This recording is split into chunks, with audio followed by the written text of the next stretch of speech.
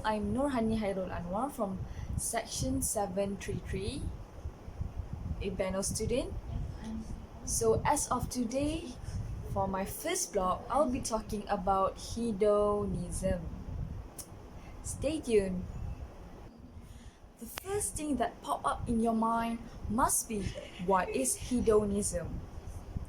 Hedonism is a school of thought that argues pleasure and happiness are the primary or most important intrinsic goods and the proper aim of human life.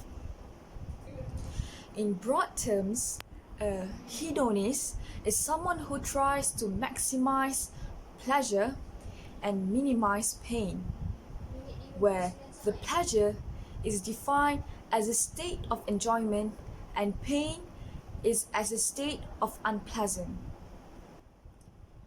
The next thing in your mind must be, what do people think about this issue today? Some say that it is harmful to one's life, could lead to an end to one's life due to an overly hedonistic mindset. And the other part says it is a good motivation for people to success in their life and also as a rest point in this challenging world. When I say both, why? Because there are pros and cons. As I mentioned earlier, pleasure is a subjective state of enjoyment. It is not only limited to sexual pleasure. It could be anything.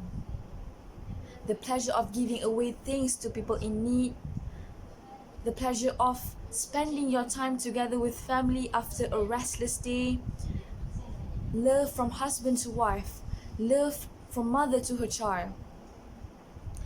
There is no wrong in being hedonist for these things, because humans are innately hedonistic.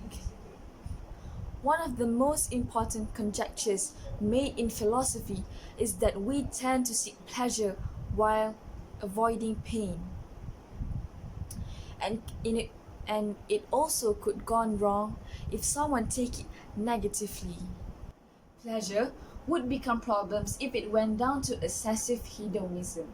Pleasure is no longer the motivation to one's life, and it could lead to one choosing the fastest, easiest option with maximum pleasure gain, no matter the aftermath. They do not think far.